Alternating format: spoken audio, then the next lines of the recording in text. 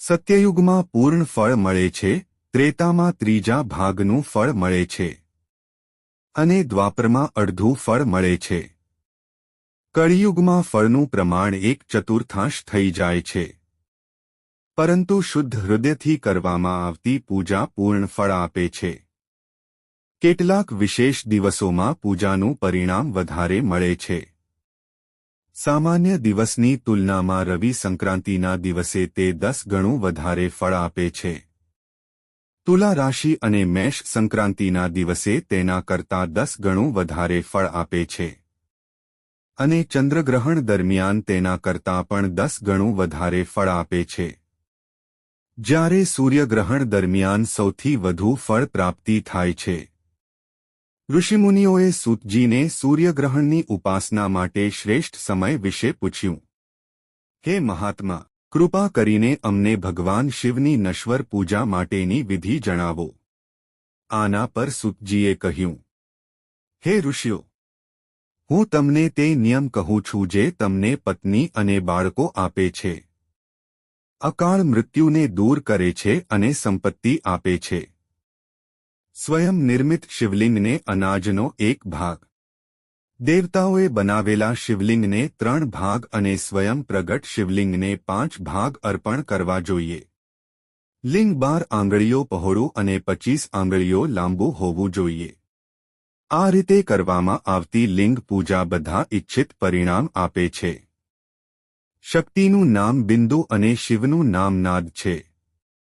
આ બંનેનું સંયોજન શિવલિંગ છે. યોનિ અને લિંગ બંને સ્વરૂપો વિશ્વના સર્જક છે. આ રીતે માતાની બિંદુના રૂપમાં અને પિતાની નાદના રૂપમાં પૂજા કરવાથી પરમ સુખની પ્રાપ્તિ થાય છે. આદિત્યવારના દિવસે શિવલિંગને સ્નાન કરાવવું જોઈએ અને ગાયનું છાણ, ગૌમૂત્ર, ગાયનું દૂધ, ઘી તેમજ મધ મેળવીને નૈવેદ્ય અર્પણ કરવું જોઈએ. સૂતજીએ કહ્યું, હે ઋષિઓ, પ્રકૃતિમાં 8 બંધનો છે. શરીરના 5 અંગો બુદ્ધિ અને ગુણાત્મક અહંકારના મિલનને કારણે આત્માને જીવ કહેવામાં આવે છે. આત્મા ભૌતિક છે અને તેની પ્રવૃત્તિઓ કર્મ છે. કર્મનું પરિણામ હોય છે અને કર્મનું પરિણામ મેળવવા માટે વારંવાર શરીર ધારણ કરવું પડે છે. શરીરના 3 સ્વરૂપો સ્થૂળ, સૂક્ષ્મ અને કારણ છે.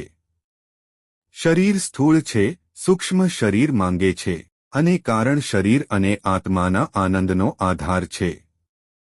કર્મના દોરથી બંધાયેલું આ શરીર સંસાર ચક્રમાં ફરતું રહે છે. જીવનું આ બંધન શિવની ઉપાસનાથી જ દૂર થઈ શકે છે.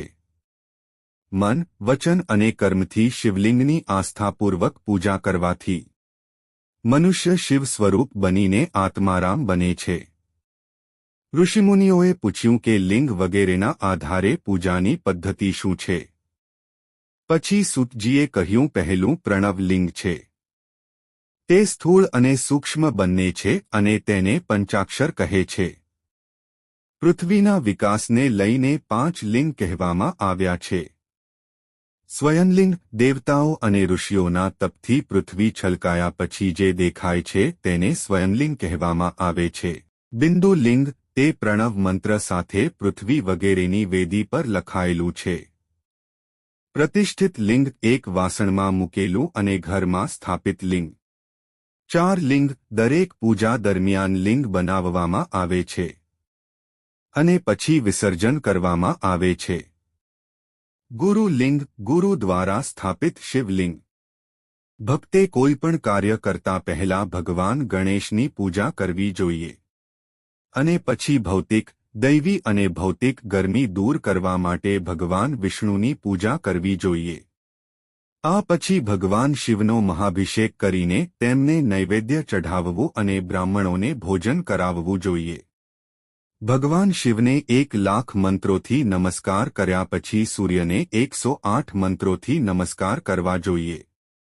ભગવાન શિવના આશીર્વાદ મેળવવા માટે વ્યક્તિએ પોતાને સંપૂર્ણપણે નિરર્થક સમજવું જોઈએ અને પ્રાર્થના કરવી જોઈએ.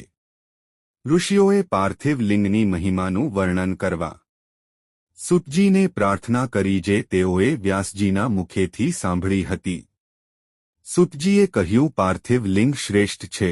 દેવો, ઋષિઓ, મનુષ્યો, ગંધર્વો, સર્પો, બ્રહ્મા અને વિષ્ણુએ પોતે પાર્થિવ લિંગની પૂજા કરીને પૂર્ણતા પ્રાપ્ત કરી છે. જેમ નદીઓમાં ગંગા શ્રેષ્ઠ છે, મંત્રોમાં ઓમકાર શ્રેષ્ઠ છે, વર્ગોમાં બ્રાહ્મણ શ્રેષ્ઠ છે, પુરીઓમાં કાશી શ્રેષ્ઠ છે અને શક્તિઓમાં દૈવી શક્તિ શ્રેષ્ઠ છે, તેવી જ રીતે પાર્થિવ લિંગ સૌથી ઉન્નત અને પૂજનીય છે. જે ભક્ત પાર્થિવ લિંગની પૂજા કરે છે તે શિવ જગતનો નિવાસી બને છે. અને જે બ્રાહ્મણ હોવા છતાં પાર્થિવ લિંગની પૂજા નથી કરતો તે નરકમાં જાય છે. પાર્થિવ લિંગની સંખ્યા ઈચ્છા મુજબ ગણવામાં આવી છે. જ્ઞાન મેળવવા માટે 1000, પુત્ર મેળવવા માટે 1500, જમીન મેળવવા માટે 1000 અને ધન અને વસ્ત્રો મેળવવા માટે 500 લિંગની પૂજા કરવી જોઈએ. આ બધામાં સૌથી મહત્વની છે મોક્ષની ઈચ્છા. આ માટે 1 કરોડ પાર્થિવ લિંગ બનાવીને તેની પૂજા કરવી જોઈએ.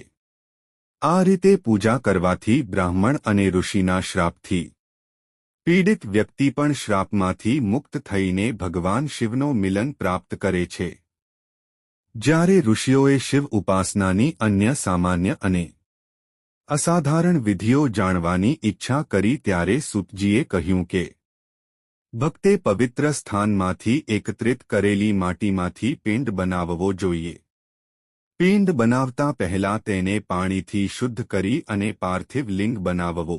આ દરમિયાન ઓમ નમઃ શિવાય મંત્ર જાપ કરવો. પૂજા સામગ્રીને ભૂરાક્ષી મંત્રથી શુદ્ધ કરવી અને આપસ્માન મંત્રથી જળ સંસ્કાર કરવો. નમઃ તે રુદ્ર મંત્ર સાથે સ્ફટિક બંધ કરવું અને પૂજા કરતી વખતે પંચામૃત વડે પ્રાક્ષા કરવી અને નમો નીલગ્રીવય મંત્ર સાથે લિંગની પૂજા કરવી. અંતે રુદ્ર મંત્ર સાથે સુંદર આસન સમર્પિત કરવું. નમો મહાંતમ મંત્ર સાથે યતે રુદ્રનો જાપ કરતી વખતે પાર્થિવ લિંગને આસન પર બિરાજમાન કરવા. આ પછી આ મંત્રથી સ્નાન કરાવવું અને રુદ્ર અને ગાયત્રીને અર્ધ્ય ચઢાવવું. ત્યારબાદ દધિકાદ્યો ધૃત્યા પૃથ્વીમ મંત્રો સાથે દહીં, ઘી અને દૂધથી સ્નાન કરાવવું. આ રીતે વૈદિક પદ્ધતિ અનુસાર પાર્થિવ લિંગની પૂજા કરવી. આ પદ્ધતિ પ્રમાણમાં મુશ્કેલ છે. તેથી એક સરળ પદ્ધતિનો પણ ઉલ્લેખ કરવામાં આવ્યો છે. સૂતજી કહે છે કે શિવભક્તે હર, શંભુ, શૂલપાણી, શિવ, પશુપતિ વગેરે નામોનું સ્મરણ કરીને માટીમાંથી શિવલિંગ બનાવવું જોઈએ. પછી સ્નાન અને પૂજા કર્યા પછી ક્ષમા માગી અને ઓમ નમઃ શિવાયનો જાપ કરતી વખતે ભગવાન શિવનું ધ્યાન કરવું જોઈએ.